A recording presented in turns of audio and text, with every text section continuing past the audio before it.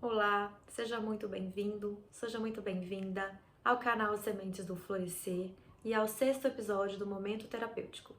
Este é um espaço aberto para você que deseja transformar dificuldades em potencialidades. Eu sou Daniela Lopes, Gestalt terapeuta da Gestalt Viva e discípula de Cláudio Naranjo. No episódio de hoje, eu vou falar sobre o porquê é tão difícil a gente olhar para as nossas dores emocionais. No 5º episódio, eu falo como essas dores emocionais se manifestam nas nossas vidas, porque elas não são tão claras assim. Então, se você não assistiu, eu te convido a assistir. E porque já compreendendo como elas se manifestam, a gente pode entender aqui, aprofundar um pouquinho na dificuldade e na importância de olhar para essas dores. Então, as dores emocionais, só para contextualizar aqui, elas são aqueles acontecimentos ou um grande acontecimento ou a repetição de pequenos acontecimentos que nos colocam em dificuldade porque nós não temos a capacidade de lidar com aquela emoção, com aquele acontecimento. Então, isso nos causa uma ferida, causa uma dor na criança que nós fomos um dia, e essas dores elas vão repercutindo na vida adulta de diversas maneiras. Mas por que a gente tem tanta dificuldade de olhar para isso? Eu vou trazer aqui algumas razões.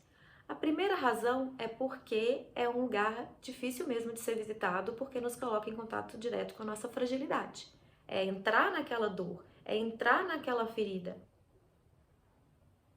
é reviver aquela emoção, aquela dificuldade, aquele acontecimento. Isso não é fácil mesmo. Uma segunda razão é porque é mais fácil a gente culpar, responsabilizar o outro por aquilo que nós não damos conta, né? Pelos nossos insucessos, os nossos fracassos, pela realização dos nossos desejos, do que assumir a responsabilidade de construir o caminho que a gente quer seguir na vida. Né? Porque assumir essa responsabilidade é estar disposta a encarar erros e acertos. É crescer. E crescer é difícil. E isso tem a ver com a terceira razão de ser tão difícil a gente olhar para as nossas dores emocionais, é que é assumir a nossa humanidade e aceitar a humanidade dos nossos pais. Porque enquanto criança, o nosso olhar para os nossos pais era aquele olhar assim de admiração completa. A gente estava diante dos nossos super-heróis ali, as pessoas que sabiam tudo, que cuidavam da gente, que entregavam tudo de mão beijada pra gente. E compreender que eles também são seres humanos imperfeitos e limitados e que erram e em função disso, por não terem muitas vezes compreendido as suas próprias feridas emocionais, por não terem acolhido, né, e terem cuidado e não terem ainda se responsabilizado por cuidar dessa ferida, eles não conseguem enxergar, nossos pais não conseguem enxergar a criança. Então, por não conseguir enxergar, eles nos fazem danos, porque eles também estão com as feridas deles ativas e inconscientes. Então, aceitar a humanidade dos nossos pais nos convida também a aceitar a nossa própria humanidade e saber e encarar que a gente também erra, que a gente também sem querer machuca o outro, que a gente cai, que a gente não sabe tudo, né? Que a gente não tem capacidade de fazer todas as coisas, que nós precisamos do outro, que nós precisamos uns dos outros. Então, é muito difícil a gente encarar isso. Mas por que sendo tão difícil é tão importante? Porque essa é a maneira que a gente tem de resgatar a criança que nós fomos um dia e encontrar as nossas potencialidades. Como assim? É assim, é simples. Esses acontecimentos do nosso passado nos colocaram em contato com uma dor muito grande, que é a dor de não se sentir amado, de não se sentir visto, de não se sentir aceito, assim como éramos. E lembrando que os nossos pais passaram por isso, os nossos avós, os nossos tataravós e tarararará. No 5º episódio eu falo mais sobre isso. Mas esse lugar da gente entrar em contato com essa ferida é ao mesmo tempo um lugar de dor e de resgate, de fragilidade e de potência. Como nós não nos sentimos amados do jeito que éramos, o que acontece conosco? A gente aprende a se moldar para receber amor dos nossos pais. Porque para a criança, gente, o cuidado e o amor, eles são realmente básicos e essenciais. Se um ser humano nascer e for colocado em cima de uma cama e ninguém mais voltar para cuidar desse bebê, ele morre. Ele não tem capacidade de sobreviver. Ele é completamente dependente dos pais, da mãe, do pai, de um cuidador. Porque quando eu falo pais, pode ser também alguém que fez a função de pais. Então, nós somos completamente dependentes e vulneráveis ali. Nós somos vulneráveis muito no mês da vida, mas ali é o nosso maior ponto de vulnerabilidade. Se ninguém cuidar de nós, nós morremos de fato, a nossa vida deixa de existir. Ela acaba. Então, a gente bebezinho tem o amor dos pais, o cuidado, e a gente cria ali, e a gente precisa desse cuidado por um bom tempo. Na nossa vida de infância, né? Na nossa infância, na nossa vida inicial, nossa jornada inicial, nós precisamos dos nossos pais para direcionar o caminho, para ensinar o que é certo, o que é errado, para estimular, né, essa evolução do bebê. Nós precisamos disso. E ali nós vamos estabelecendo vínculos. E não por uma via intelectual, porque a criança não tem uma via intelectual desenvolvida, ela compreende que ela depende dos pais. Porque a vida dela depende dos pais. Então, ela deseja receber amor e atenção e cuidado, deseja ser vista. E ela faz tudo para ser vista, porque a criança tem uma sensação de que se isso não acontecer, se os pais deixarem de existir, ela também morre. Ela também desaparece. Não de forma intelectual, eu repito aqui várias vezes isso. Então, como a gente depende, a gente tem essa sensação que a gente depende dos nossos pais, a gente precisa do amor deles para sobreviver, nós nos moldamos aos desejos dos nossos pais. Nós deixamos de ser quem somos para ser o que os pais esperam que sejamos, ok?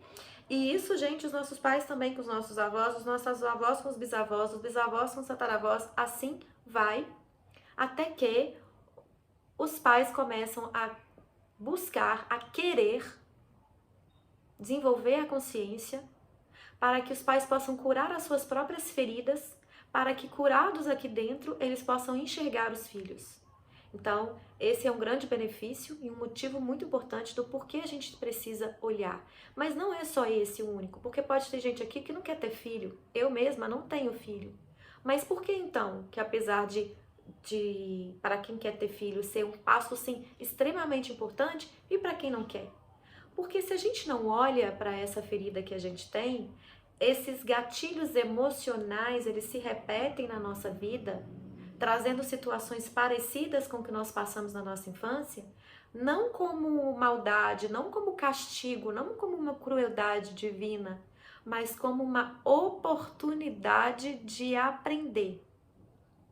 Então, vou fazer uma analogia aqui. A gente quando tá lá no colégio, se a gente não aprende a matéria, se a gente não consegue adquirir determinado nível para passar de ano, a gente repete o ano. Por que a gente repete? Porque nós não aprendemos a lição. Então, a gente precisa repetir. E assim a vida faz conosco. Enquanto a gente não aprende, enquanto a gente não olha e não acolhe aquela dor que a gente tem lá atrás, a vida vai repetir em situações diferentes, mas com o mesmo, a gente chama de mesmo fundo, né? Trazendo a mesma ferida para que você encare aquilo, para que você olhe e fale, ok, agora eu vou olhar para minha ferida para que eu possa resolver isso, não precisar repetir ciclos na minha vida, né? Para que você possa caminhar de forma mais saudável e mais fluida na sua jornada. Então, por isso é tão importante, para que a gente viva uma vida com maior fluidez, para que a gente não meta os pés pelas mãos, né? Vou perguntar aqui, quantas vezes você que tinha uma intenção e mesmo tendo uma intenção muito boa, você se equivocou, você não soube se expressar, você brigou com o outro, você rompeu relações, você tentou controlar o outro, você não confiou em si mesma ou em si mesmo. Quantas situações passam pela cabeça da gente quando a gente começa a tocar nesse tema? E para sair desse lugar, dessa repetição de padrões que nos colocam em dificuldade constante, é preciso que a gente volte lá atrás, na nossa infância, onde aconteceu aquela ferida, para que a gente possa agora, maduro, adulto, com o nosso intelecto desenvolvido, com uma jornada percorrida, a gente possa olhar para aquela criança que nós somos um dia com amor e dizer para ela: ok, você fez o máximo que você pôde dentro das condições que você tinha. E também dizer para os nossos pais: ok, ok para a sua humanidade, ok para você, por um lugar de você poder existir na luz e na sombra. E aqui também a gente diz isso pra gente: ok, eu ter dentro de mim luz e sombra, e às vezes me manifestar pela sombra e às vezes deixar minha luz brilhar, ok. Quando a gente volta lá naquele lugar onde nós nos sentimos feridos por não nos sentirmos aceitos da maneira que nós éramos, a gente acolhe agora, volta para aquela criança e fala: tá tudo bem, agora eu posso cuidar de você. Não precisa mais, porque enquanto adultos, não são os nossos pais mais que têm que cuidar de nós. Não é o outro, o marido, o filho, né, o amigo, ou o chefe, ou quem quer que seja. Não é o outro que tem que vir e cuidar e se responsabilizar por o caminho que nós queremos seguir e percorrer. Cada um precisa fazer isso dentro da própria jornada, dentro da própria história. E lá atrás, como a nossa capacidade era limitada, a gente foi aprendendo a colocar máscaras, né? A gente foi aprendendo a esconder nossa tristeza, a gente foi aprendendo a não deixar a nossa emoção transparecer, porque aquilo podia ser muito ruim. A gente foi aprendendo a adaptar a nossa família para a gente se sentir pertencente, porque pais naquela confusão da vida, né, de trabalho, de casa, com cônjuge, com a criança, às vezes mais de um filho, pais se equivocam, falam coisas duras para as crianças, falam coisas tipo: se você ficar assim, eu vou deixar você para trás, e coisas duras. Então, assim, a criança, para não ser deixada para trás, a criança, para não ser julgada, para não ser rejeitada, para ela abandonada, ela se molda, ela forma uma máscara para agradar, para se sentir aceita, para se sentir amada.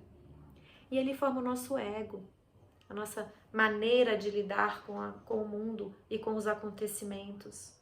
Só que ficar refém do ego é muito duro, gente, porque o nosso ego, ele se equivoca muitas vezes. Ele sente, por exemplo, dentro, né, o ego tem consciência de que existe uma insegurança interna, e aí ele veste a capa da arrogância para não deixar transparecer a insegurança. Ele sente que há um risco dele não se sentir pertencente à família, aí ele veste a capa do bonzinho e funde no outro, faz tudo que o outro quer. Só que isso é muito difícil, porque enquanto a gente está fazendo tudo para agradar o outro, a gente está desagradando a nós mesmos, a gente está cuidando do outro, a gente está deixando de cuidar de nós mesmos. E uma via saudável é poder enxergar o que eu tenho aqui dentro, o que precisa aqui dentro, e assim atender a necessidade interna, e também poder entender e enxergar que o outro também tem as mesmas questões que você, as mesmas necessidades que você. Pode ser necessidade diferente, mas tem necessidade de ser amado, de ser aceito, de ser cuidado, e por ele mesmo. Enquanto você tem aqui as suas necessidades, o outro tem as necessidades dele. Quando a gente entende aqui, que aqui dentro tem ferida, tem humanidade, tem necessidade de acolhimento, a gente também entende que o outro tem a mesma coisa. Tem uma ferida, tem uma necessidade de acolhimento, tem uma dificuldade na vida, e assim a gente vai se tornando pessoas inteiras e não pessoas dependentes em relacionamentos de codependência, onde não existe liberdade, onde o ciúme impera, onde o controle impera. né? Então, não tô falando só relacionamento amoroso não, tá? Tô falando todas as vias, pais que se sentem inseguros com a caminhada dos filhos, a jornada dos filhos e ficam manipulando os filhos para os filhos não seguirem a caminhada dele porque não querem ficar sozinhos.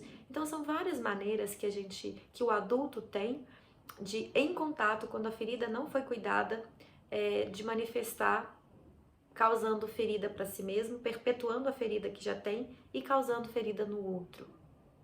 Então, é importante que, mesmo que difícil, a gente possa olhar para esse lugar. Qual que é o maior benefício de olhar para isso? Apesar de ser difícil. Difícil também é a nossa jornada através do ego, né? Nosso ego se sente ressentido e ferido, muitas vezes, em situações desnecessárias. Em situações onde o outro nos disse não, porque o outro tinha algo realmente importante para fazer. E aí, com o não do outro, a gente se sente rejeitado, a gente não se sente amado. E aí a gente entra numa pirraça infantil. Aí a gente rompe relacionamentos, por exemplo. Então, olhar para esse lugar é mais fácil, apesar de difícil, do que ficar perpetuando ciclos repetidos, trazendo gatilhos emocionais do passado para o nosso presente, né? E nos colocando em conflitos, diversos tipos de conflito. Então, olhar para isso, o maior benefício de olhar para isso é poder aceitar quem nós somos aqui e agora, do tamanho que nós somos, exatamente do tamanho, nem mais e nem menos. Isso significa aceitar a nossa humanidade, a nossa divindade, a nossa sombra e a nossa luz.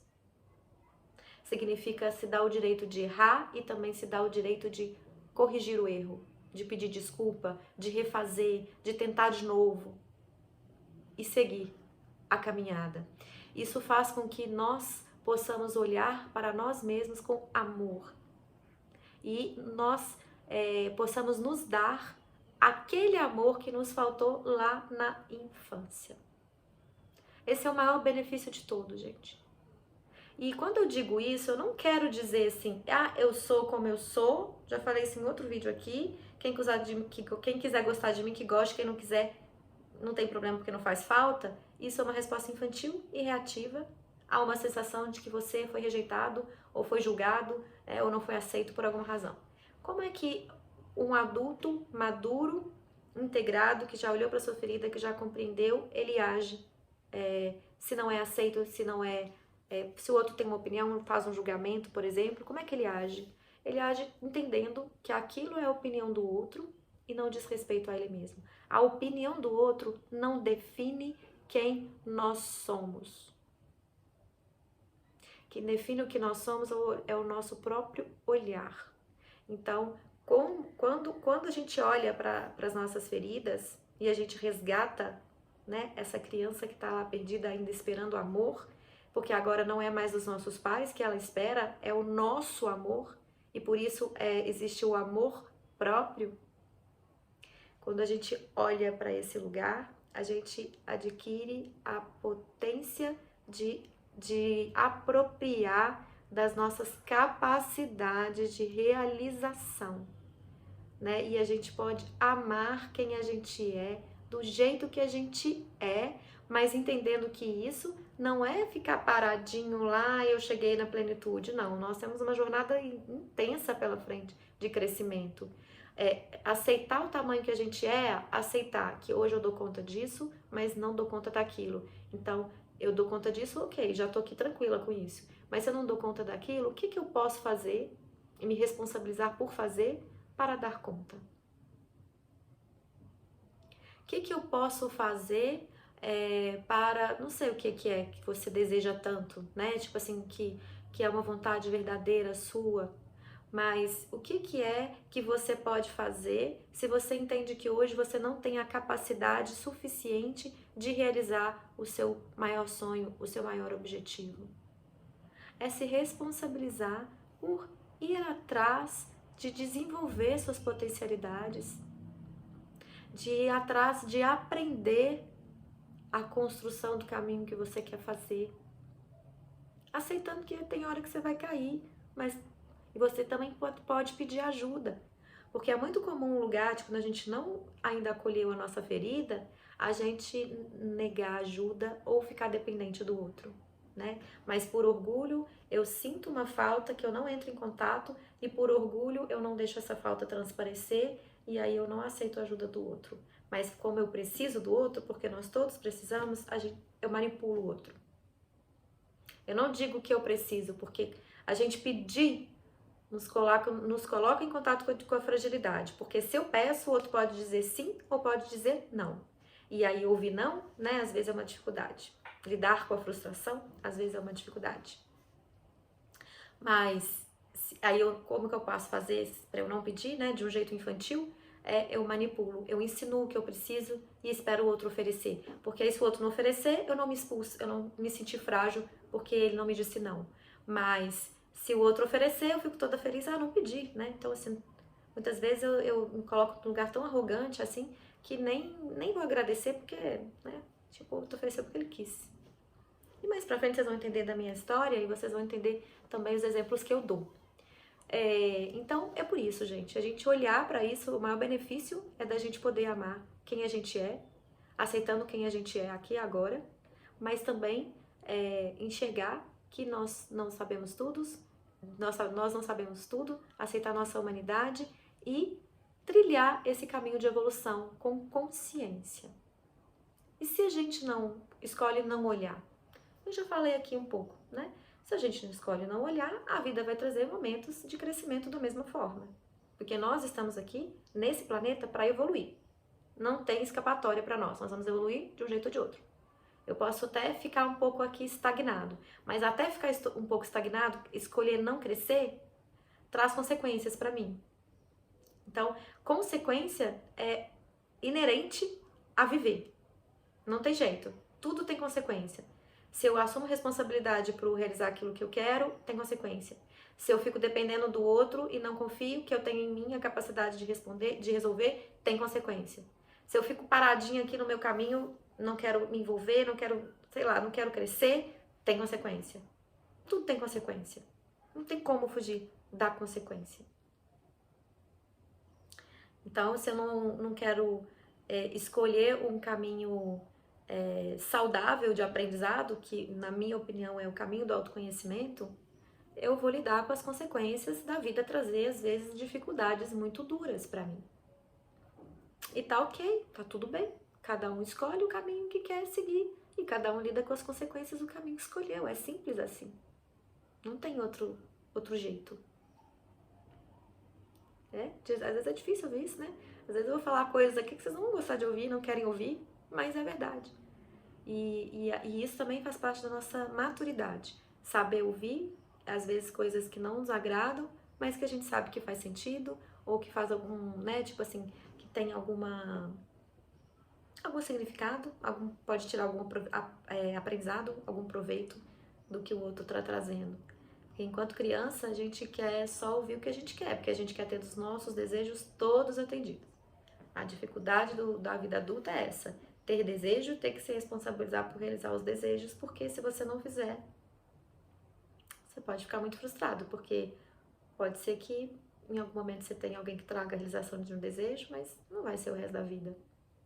E aí lidar com essa frustração é muito difícil, muito mais difícil do que trilhar o caminho do autoconhecimento. Frustração é uma coisa dura de lidar, né? E vamos pensar aqui, por onde a gente pode começar essa jornada, né? Por uma permissão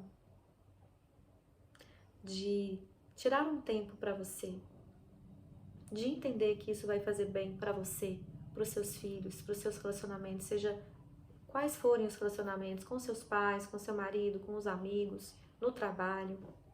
Começa por aí, por uma permissão de escolher um caminho mais amoroso para você. Sem essa permissão de se dar um tempo de escuta, um tempo de acolhimento, as coisas ficam muito difíceis. Porque tudo começa aqui, tudo começa aí. Se você não permite, ou se você não deseja, não quer, não enxerga a importância, nenhuma outra pessoa vai conseguir fazer por você aquilo que só você pode fazer por você mesmo. Então, para mim, o começo é uma permissão. O começo é um interesse por trilhar um caminho mais fluido na vida e por trilhar um caminho mais amoroso. E como fazer isso, né? A gente pode fazer isso de diversas maneiras. Você pode buscar, mas para mim a maneira mais eficiente é através do autoconhecimento, através de diversas linhas. Para a minha vida fez muito sentido a Gestalt terapia. E por que fez sentido a Gestalt terapia? Porque a Gestalt é uma linha terapêutica onde você usa outras vias além do intelecto, além da conversa. Porque na conversa, no bate-papo, a gente conta história pra gente mesma, a gente conta história e acredita nas histórias que a gente conta. Às vezes a gente tá incomodado com alguma coisa que aconteceu e a gente fala pro outro, não, eu tô de boa, tá tranquilo, eu compreendo, o outro tá no direito. Sabendo que aqui dentro tá um turbilhão de emoções, que você tá tendo que fazer um esforço para se manter aparentemente sereno ou serena, né? E você não admite nem pra você. Porque a pior mentira que a gente conta não é a mentira que a gente conta pro outro. A pior mentira que a gente conta é a mentira que a gente conta pra gente mesmo. Essa é a pior mentira que pode existir. Nenhuma mentira boa, né? Mas a pior mentira é a mentira que a gente conta pra gente. E então, você pode buscar caminhos diversos, né? A meditação, por exemplo, é um outro caminho muito bom. Por quê? Porque na meditação a gente cala a mente. A nossa mente é muito barulhenta, a nossa mente fica aqui contando história, falando, cobrando, julgando, justificando, desculpando. A nossa mente é barulhenta demais.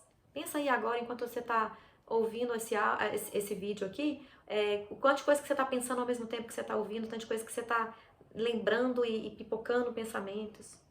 Então, a meditação é uma via muito interessante para calar o barulho da nossa mente. Quando a gente cala o barulho da nossa mente, a gente pode ampliar a nossa consciência. A gente pode ouvir a nossa intuição. A gente pode ampliar a nossa capacidade de sentidos. Então, a meditação é uma outra via que também pode auxiliar imensamente essa jornada. Mas para mim todas as vias que funcionam de linhas diferentes passam pelo autoconhecimento, por essa via amorosa. E quando é melhor fazer? No meu ponto de vista, tá, gente? Lembrando que quem tá falando sou eu, né, nos meus vídeos, então vocês estão conhecendo o meu ponto de vista aqui. Quando é melhor fazer? Quando você ainda não está em grande dificuldade, o quanto antes. Vamos pensar uma coisa aqui. Quando é melhor fazer uma poupança? Quando você está numa situação de emergência ou quando você está numa situação tranquila, né? Quando para fazer essa poupança, o que você mais precisa é abrir mão de determinados desejos que podem esperar. O que é mais fácil fazer? Quando é mais fácil fazer a poupança? Ou quando você está, sei lá, enfrentando um grande problema de saúde, ou alguém que você ama está enfrentando um grande problema de saúde e você não tem uma emergência, você não tem uma reserva para ajudar. Quando aconteceu um imprevisto grande, você perdeu o emprego, não sei, aconteceu um grande imprevisto na sua vida e você se dá conta de que você precisa de uma emergência, de uma reserva e não tem. Não tem. Então, quando é mais fácil fazer uma poupança? Assim também é com a nossa vida. Quando é mais fácil olhar para as nossas feridas, acolher o ser que a gente é, aceitar a nossa humanidade, trilhar o caminho do autoconhecimento? Quando eu não estou num buraco, na dor, de um grande episódio na minha vida, na dor de uma separação, por exemplo, na dor da perda de um ente muito querido, na dor de uma perda da minha capacidade de sustentação financeira, né, ou emocional. Então, é mais fácil fazer quando você tá tranquilo na vida. E o que eu mais vejo as pessoas fazendo, né, onde a gente mais erra, o ser humano mais erra nessa escolha, que muitas vezes a pessoa só busca o caminho do autoconhecimento, só busca terapia, só busca ajuda quando está passando por uma grande dificuldade, por um problema assim, de uma proporção gigantesca. Quando está no fundo do poço. Aí a pessoa, sabe, se coloca em ação e vai e age e vai buscar ajuda e se abre. Então, no meu ponto de vista, trilhar o caminho do autoconhecimento, aprender a fluir na vida de uma forma mais leve, é melhor ser realizado quando você não está diante de um problema grave. Quando você está diante de um problema grave, claro que vai ser mais do que necessário você procurar ajuda. Muitas vezes você não dá conta sozinho.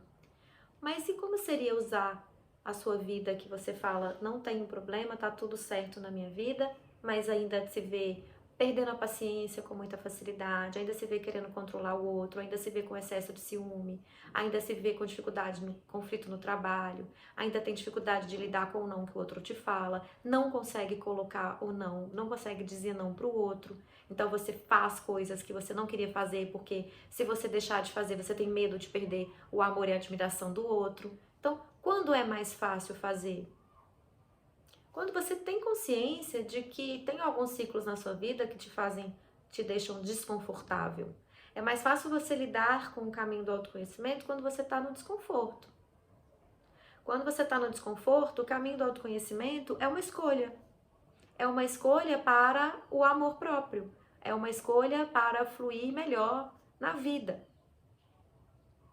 E quando você está na dor, no problema, assim, no olho do furacão, é mais do que necessário.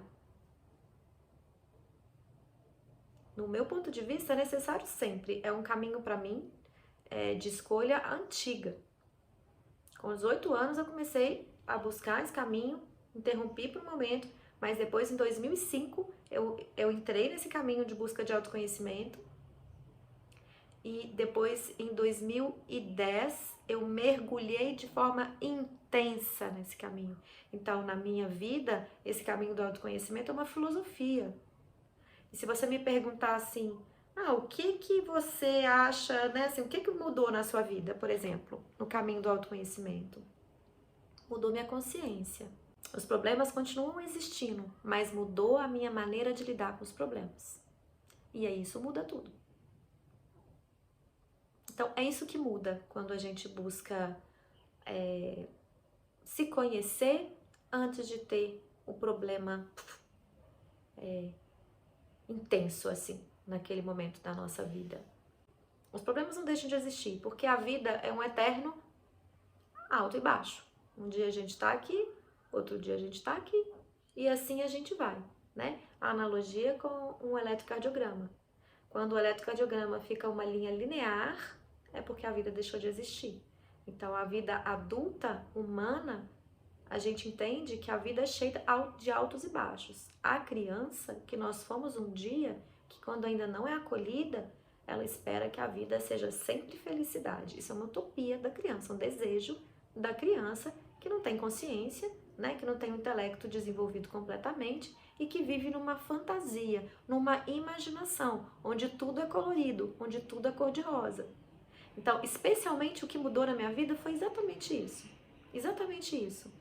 Entender que a vida não gira ao meu redor, que o mundo não gira ao meu redor. Em um outro vídeo eu vou contar a minha história e vocês vão entender por que eu tô falando isso. Então, eu comecei a entender, hoje eu já entendo isso, né? Que a vida o mundo não girava à minha volta.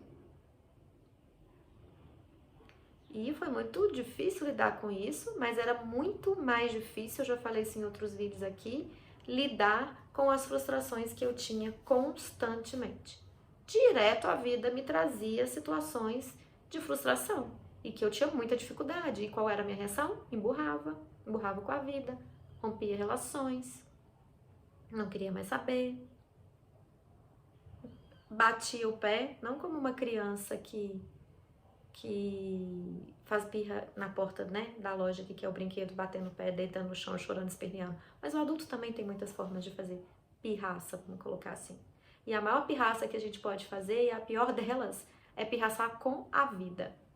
Porque a vida não tá aqui para atender os nossos desejos, ela não tá. A vida tá aqui para nos fazer evoluir, para nos ajudar a crescer. E enquanto eu não compreendo isso, eu fico lá lutando contra a vida. Porque eu fico querendo que a vida atenda os meus desejos.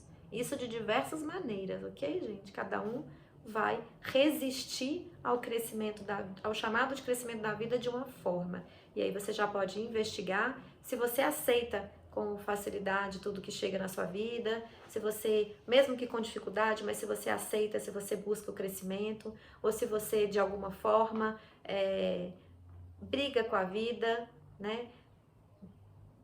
Reage em relação aos outros, se equivoca, mete os pés pelas mãos, sente muita frustração, fica com raiva, quer controlar demais a vida do outro. Como é que é? Cada um é de um jeito. Mas essas são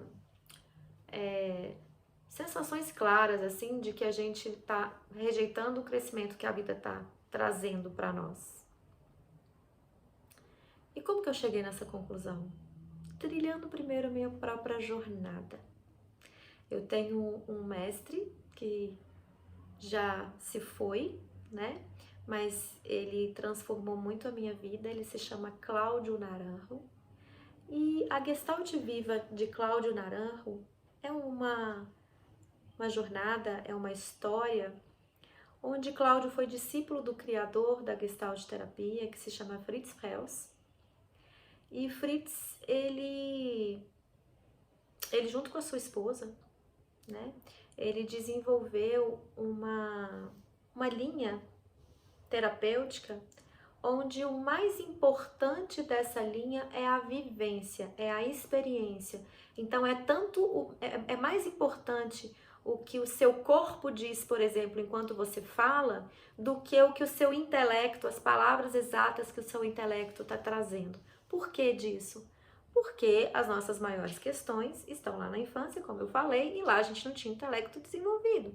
Então não é desprezar o intelecto. Em nenhum momento a gente despreza a fala de quem está trazendo uma dor, mas a gente inclui o corpo dessa pessoa, a gente convida a uma uma busca de que a pessoa está sentindo. A gente ensina a pessoa a identificar sentimento. Porque muitas vezes, em outro vídeo eu já disse, a pessoa não sabe identificar. Quando eu pergunto, o que você está sentindo? Ah, não sei. É muito comum eu ouvir isso. Porque nós não fomos ensinados.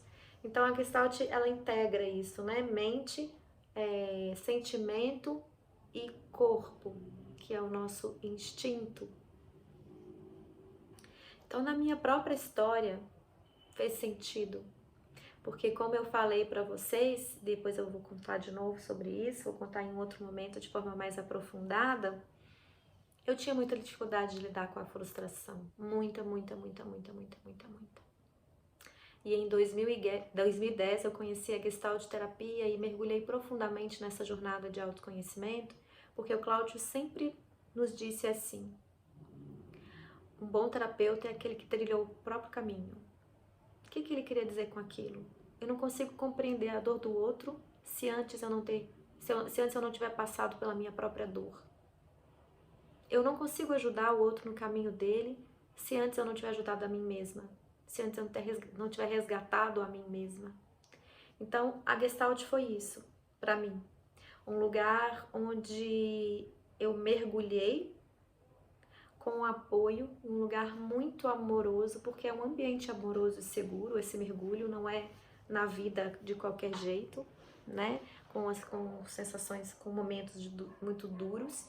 É com apoio, é com acolhimento, com um olhar amoroso de compreender que aquele ser humano que está na sua frente está vivenciando de verdade um lugar de muita dor, de profunda dor. Então tem um acolhimento muito importante ali. Então na minha própria história eu aprendi a ir lá atrás na minha infância e resgatar aquela criança que precisava se sentir no direito de ser quem ela é, do jeito que ela era. Que estava cansada de se moldar, né? Que estava cansada de se enquadrar naquilo que as pessoas esperavam que ela fosse. Na infância os pais, mas depois a gente vai pela vida, se enquadrando nos relacionamentos, nas amizades, nos grupos, no trabalho, se enquadrando dentro de uma caixinha mesmo para poder sentir que é aceito, que pertence. Então, olhar para essa ferida que eu tinha dentro, né, sem ser vista, hoje ela está muito mais amparada, cuidada, ela está cicatrizada, vamos colocar aqui, ou em vias de cicatrização, porque quando eu falo cicatrizada, dá a sensação assim, né, de que eu não tenho problema na minha vida, de que tá tudo bem, de que... Não, eu me equivoco muito, porque um dos lugares mais bonitos que eu aprendi na Gestalt terapia foi aceitar minha humanidade, aceitar minha imperfeição, aceitar meu tamanho, né, gente? E com isso ir crescendo aos poucos. Então é isso que eu sinto. Quando eu entrei na Gestalt terapia, eu pude integrar essa humanidade, eu pude integrar esse lugar de saber que tinha uma falta, que tinha uma ferida e que eu podia olhar para aquela ferida e começar a cuidar dessa ferida. Ela cicatriza, ela fica lá. Em determinados momentos ela aparece e ela surge, mas muda a consciência. Muda o olhar. Quando vem uma reação infantil, eu olho para aquilo e falo, peraí, me equivoquei aqui, eu reagi de forma imatura, deixa eu voltar. E às vezes o primeiro perdão que a gente precisa dar é o auto-perdão, porque existe uma cobrança, né? Existe em mim, especialmente, uma cobrança muito grande de eu não poder errar, não poder expressar, não poder me equivocar, não poder, sabe, me cuidar. Eu tinha tanto medo, né, de não ser aceita, que eu era muito boazinha. Eu desenvolvi o papel da boazinha na vida. E eu fazia o que as pessoas queriam, mas eu cobrava caro por isso. Então, às vezes, eu jogava na cara das pessoas. Por quê, gente? Porque a gente tá fazendo o que o outro quer, mas não porque aqui tá pleno, aqui tá cheio, e aqui tá tão cheio, tão pleno, que eu vou lá e vou doar o meu amor pro outro de forma verdadeira. Não, eu fazia pelo outro para que o outro me amasse, para que o outro cuidasse de mim, para que o outro me enxergasse. E quando o outro não me enxergava ou não fazia aquilo que eu queria que ele fizesse, especialmente, pra mim era morte, né? E imagina se eu posso viver esperando que todo mundo faça aquilo que eu quero. Quanta frustração eu senti nisso, nessa caminhada. Muitas? Nossa Senhora, eu não tenho dedo para contar quantas foram. E cansada também, né, de estar nesse lugar. De não aceitar que o outro me diga não, de também não falar não pro outro, de ser boazinha demais, exaustão, profunda exaustão. Então eu fui compreendendo isso desde 2010, fui avaliando, fui entrando nessa jornada, fui conhecendo com amparo, com cuidado, com amor, né? E hoje eu posso oferecer isso para as pessoas que procuram o meu trabalho. Então é desse lugar que eu falo, de ter vivido a própria experiência, de ter saído do ponto A na minha vida e ido no ponto B. Isso não significa que aqui no ponto B, de vez em quando, essas feridas do ponto A apareçam. De vez em quando elas aparecem, mas eu sei identificar. Eu sei identificar. Eu sei ver agora. E aí eu sei dar um passo para trás e falar assim, entendi.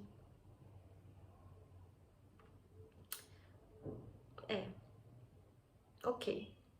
Então vamos começar de novo. Vamos fazer de novo. Vamos acolher. Né? Vamos colher aquela dor que eu tô sentindo, aquela frustração que eu tô sentindo. E aí, ó, passa muito rápido. Passa muito, muito, muito rápido.